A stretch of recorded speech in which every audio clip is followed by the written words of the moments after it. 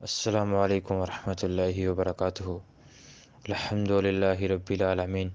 والعاقبۃ للمتقین والصلاة والسلام علی رسول الکریم، اما بعد۔ امام بخاری رحمہ اللہ نے کتاب الایمان میں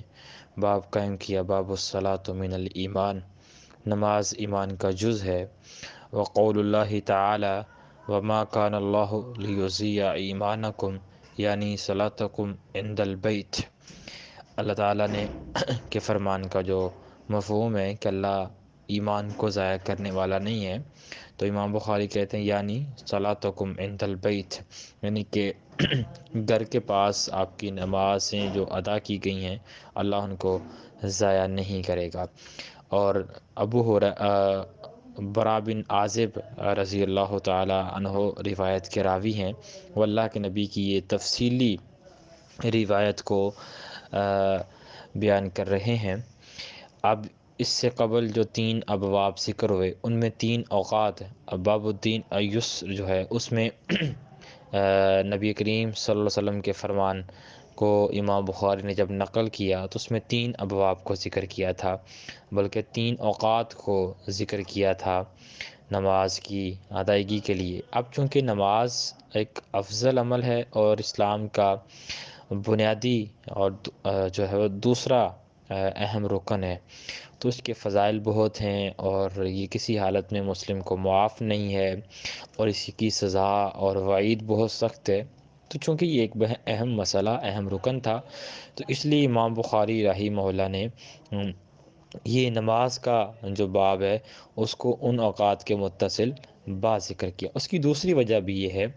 کہ اس سے قبل رمضان کے روزے اور قیام اللیل کا ذکر ہوا، رات کے قیام کا امام بخاری نے باب قائم کیا، پھر امام بخاری نے روزہ رکھنے کا باب قائم کیا۔ تو چونکہ نماز بھی انہی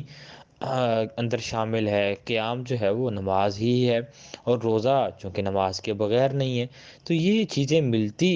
ہیں، ایک مناسبت ہے، تو اس لیے امام بخاری نے کتاب ان ابواب کے متصل بعد نماز کا باب قائم کیا۔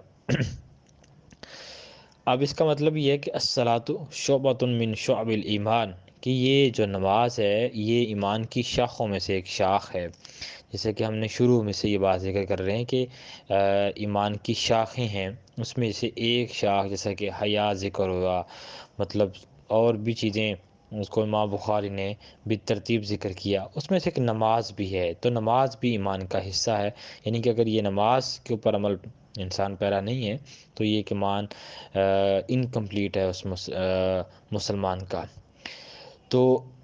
اب اللہ تعالیٰ نے جو کہا کہ اللہ تعالیٰ آپ کے ایمان کو ضائع نہیں کرے گا، سورہ البقرہ آیت نمبر 143 میں، کہ تمہارے ایمان کو ضائع نہیں کرے گا، یہاں ایمان سے مراد نماز لی گئی ہے۔ بعض دوسرا معنی بھی کرتے ہیں، لیکن صحیح معنی یہی ہے کہ اس سے مراد نماز ہے۔ اب بیت اللہ جب قبلہ تحویل یعنی کہ قبلہ تبدیل ہوا تو یہ بحث شروع ہو گئی تھی کہ بیت اللہ کے بعد بیت المقدس کے بعد بیت اللہ کی طرف کیونکہ نماز پڑھنا شروع ہو گئے لوگ، لیکن جو لوگ بیت المقدس کی طرف نماز پڑھتے رہے اور قبلہ تبدیل ہونے سے پہلے ہی فوت ہو گئے، دیکھیں نا، اب مسئلہ یہ بحث تھی۔ اب تحویل قبلہ تو ہوا، قبلہ تو چینج ہوا، اب یہ چینج ہونے سے پہلے جو مسلمانوں کا قبلہ تھا وہ بیت المقدس تھا۔ اب بیت المقدس کی طرف جن لوگوں نے نمازیں پڑھیں اور تبدیل ہونے سے پہلے ہی اللہ کے پاس چلے گئے، تو ان کی نمازوں کا کیا حکم تھا، یہ ایک بحث جو ہے وہ مسلمانوں کے ہاں اس نے ایک کثرت پکڑی۔ لیکن پھر اللہ تعالیٰ نے یہ آیت نازل کر دی کہ اللہ نمازوں کو جو ہے وہ ضائع نہیں کرتا، لیکن اللہ نے ایمان کا لفظ بولا، یہ کتنا بڑا ایک اہم ایک پوائنٹ ہے، اگر اس کو ہم سمجھنے کی کوشش کریں کہ اللہ نے نماز کو ایمان کہا ہے، تو یہ جو میں نے بات کی کہ الصلاۃ شعبۃ من شعب الایمان، کہ یہ ایمان کی شاخوں میں سے ایک شاخ ہے، اور یہ کیوں، اس کی دلیل قرآن نے خود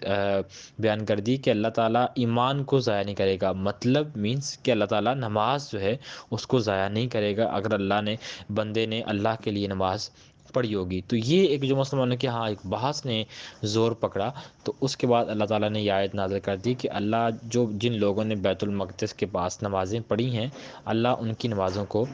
ضائع نہیں کرے گا۔ اب ایک اور مسئلہ ہے کہ عند البیت سے مراد بیت اللہ ہے یا بیت المقدس ہے، یہ ایک مسئلہ اہم ہے۔ حالانکہ بیت المقدس اگر مراد ہو یہاں سے تو الی البیت یہ لفظ ہونا چاہیے، الی البیت۔ تو یہ ایک مسئلہ اختلافی ہے،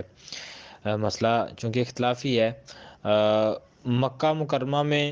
ایک یہ مسئلہ بھی اختلافی ہے کہ اللہ کے نبی جب مکہ میں تھے تو اس وقت اللہ کے نبی کا قبلہ کون سا تھا، جب مکہ سے مدینہ ہجرت کر کے گئے تو پھر قبلہ کون سا تھا۔ اب جو اس میں کہتے ہیں کہ مکہ میں جو اللہ کے نبی تھے، اس میں بھی دو ہمارے سامنے موقف ہیں کہ کچھ کہتے ہیں کہ اللہ کے نبی کا مکہ مکرمہ میں اللہ کے نبی کا قبلہ بیت اللہ ہی تھا، لیکن جب اللہ کے نبی مدینہ پہنچے تو اللہ کے نبی کا قبلہ بیت المقدس کر دیا گیا، اور یہ 16-17 ماہ کے بعد پھر بیت اللہ کر دیا گیا۔ ایک موقف ہی ہے۔ دوسرا موقف یہ ہے کہ اللہ کے نبی کا جو مکہ مکرمہ میں اللہ کے نبی کا قبلہ بھی بیت المقدس ہی تھا، اور جب اللہ کے نبی مکہ سے مدینہ ہجرت کی تو 16-17 ماہ تک وہاں بھی قبلہ بیت المقدس ہی رہا، پھر اللہ کے نبی کا قبلہ چینج کر کے بیت اللہ کر دیا گیا۔ یہ دو موقف ہیں۔ اب اس میں سے صحیح موقف کون سا ہے؟ وہ یہی ہے کہ اللہ کے نبی کا مدینہ اور مکہ میں، مدینہ میں 16-17 ماہ اور مکہ میں جتنی دیر اللہ کے نبی رہے، یہ بیت المقدس ہی اللہ کے نبی کا قبلہ رہا۔ اس کے بعد مدینہ میں 16-17 ماہ کے بعد اللہ کے نبی کا یہ قبلہ چینج ہو کے، تبدیل ہو کے بیت اللہ کر دیا گیا۔ اب اگر ہم یہ بات پہلے لوگوں کی جو بات ہے وہ صحیح کیوں نہیں، اس میں یہ صحیح اس لیے نہیں ہے کیونکہ اس میں دو قبلوں کا نسخ ثابت ہوتا ہے، یعنی کہ پہلے بیت اللہ تھا، پھر جب اللہ کے نبی مدینہ گئے تو بیت اللہ منسوخ ہو گیا، بیت المقدس کر دیا گیا۔ اب 16 ماہ کے بعد پھر بیت المقدس کو بھی منسوخ کر دیا گیا، پھر بیت اللہ کر دیا گیا۔ اب یعنی کہ ایک ہی وقت میں دو قبلوں کا نسخ جو ہے وہ لازم آتا ہے۔ پہلے بیت اللہ نسخ ہوا، پھر بیت المقدس نسخ ہوا، اور پھر بیت اللہ کر دیا گیا۔ تو یہ ایک مطلب اس کی لاجک نہیں ہے، کچھ سمجھ نہیں آتی بات ایک وقت میں دو قبلوں کا نسخ جو ہے۔ تو اس لیے صحیح بات یہ ہے کہ اللہ کے نبی کا قبلہ بیت اللہ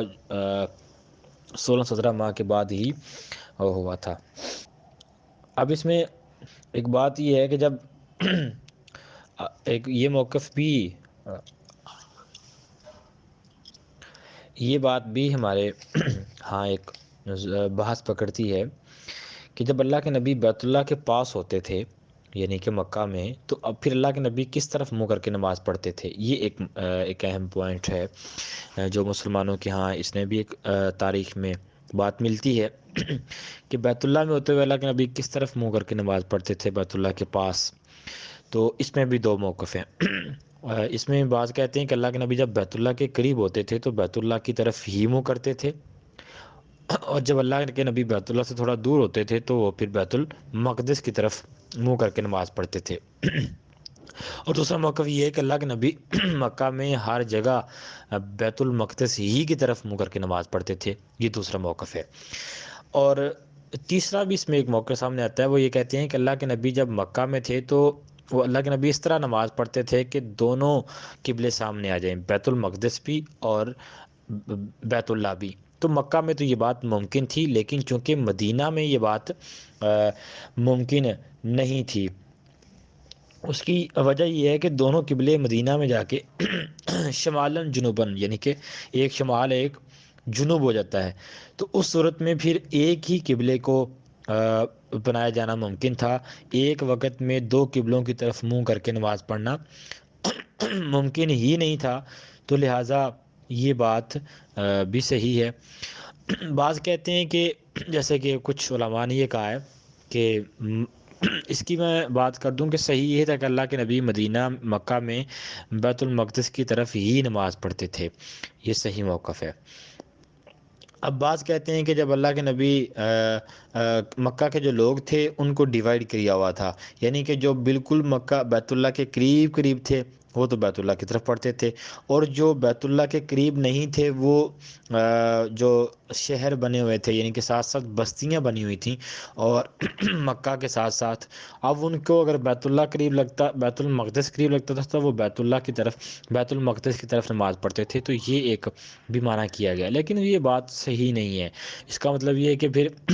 تو اللہ کے نبی کو بعض موقعوں پہ مدینہ میں جا کے بھی بیت المقدس کی، بیت اللہ کی طرف نماز پڑھنی چاہیے تھی، کیونکہ لیکن یہ بات ایسی نہیں ہے، وہاں بھی جا کے بیت المقدس کی طرف اللہ کے نبی نے نماز پڑھی، بیت اللہ کی طرف اللہ کے نبی نے نماز نہیں پڑھی، تو یہ ایک بات بھی بیان کی گئی ہے، تو لہذا یہ بات صحیح نہیں ہے۔ تو اب اس میں ایک اور مسئلہ یہ آتا ہے کہ اس میں جو حدیث میں یہ الفاظ یہ بھی ذکر ہوئے ہیں کہ کانا اول ما قدیم المدینہ نزل علی احدادی ہی، تو یہ جو احدادی ہی کا لفظ استعمال ہوا ہے، ٹھیک ہے، او اخوالی ہی من الانصار، کہ جب اللہ کے نبی مدینہ تشریف لائے تو اپنے ننھیال میں اترے جو انصار میں سے تھے، تو یہ نبی کریم صلی اللہ علیہ وسلم کا ننھیال نہیں تھا، بلکہ یہ آپ کے دادا عبد المطلب کے ننھیال تھے، کیونکہ عبد المطلب کے باپ ہاشم نے یہاں پہ نکاح کیا ہوا تھا، تو ان عبد المطلب کی جو والدہ ہیں جن کا نام سلمہ بنت عمر تھا، جن کا تعلق بنی عدی بن نجار قبیلے سے تھا، تو اس لیے اللہ کے نبی کو یہاں پہ مجازن، یعنی کہ ایک ہوتا ہے نا نسبت مجازی اور ایک ہوتا ہے نسبت حقیقی، تو نسبت حقیقی یعنی کہ حقیقی ننھیال مراد نہیں ہے، بلکہ عبد المطلب کی وجہ سے اللہ کے نبی کو اللہ کے نبی کے ننھیال کہہ دیا گیا، جبکہ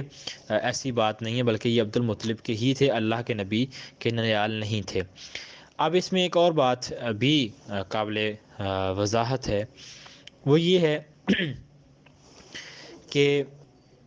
اس کو اللہ کے نبی کو جب ایک دفعہ قبلہ بیت المقدس بنا دیا گیا تھا، تو پھر اللہ نبی جو ہوتا ہے وہ تو اللہ کے حکم کے تابع ہوتا ہے، یعنی کہ جو اللہ نے کہہ دیا ہے نبی وہی کرتا ہے، تو جب ایک دفعہ بیت المقدس بنا دیا گیا تھا تو پھر اللہ کے نبی کو کیوں طلب رہتی تھی کہ بیت المقدس تبدیل ہو، بیت المقدس تبدیل ہو کہ بیت اللہ ہو؟ یہ اللہ کے نبی کے دل میں طلب کیوں تھی؟ کیونکہ اللہ نے تو نبی کے لیے جو حکم صادر کر دیا، جاری کر دیا، نبی کا ماننا لازم ہے، اس کے خلاف دعا کرنا یا خواہش کرنا یہ ایک سوال اور اعتراض پیدا ہوتا ہے، اور بڑا ایک جامع اعتراض ہے اور سوال بھی ہے، اشکال بھی ہے، تو اس کا مطلب یہ ہے کہ اللہ جب کسی چیز کا حکم صادر کرنا چاہتے ہیں تو اس سے قبل نبی کو کچھ چیزیں ریلائز ہونا شروع ہو جاتی ہیں، تو اس لیے اللہ کے نبی یہ دعا کرتے تھے کہ اللہ تعالیٰ تو خانہ کعبہ کو جو ہے وہ قبلہ بنا دے، تو یہ اس کا جواب ہے۔ باقی اس حدیث میں جو الفاظ ہیں کہ اللہ کے نبی جو قبلہ ہے بیت المقدس، وہ 16 سے 17 ماہ تک بیت المقدس کر اللہ کے نبی نے نماز پڑھی، اس کے بعد صحابہ جو ہے وہ بیت اللہ کی طرف نماز پڑھنا شروع ہو گئے، اور یہ پوری ایک صورت ہے جیسے تبدیل ہوا اور یہ ساری چیزیں آدمی نے خبر دی، تو یہ اس میں بھی بات سمجھ آتی ہے حدیث ظنی اور قطعی کی، تو چونکہ یہ ایک علمی بحث ہے اس کی طرف جانا نہیں چاہوں گا، تو اللہ ہمیں صحیح معنوں میں یہ جو نماز ہے اسلام کا بنیادی رکن ہے اس کی ادائیگی اللہ ہمیں ہمیشہ کرنے کی توفیق عطا فرمائے۔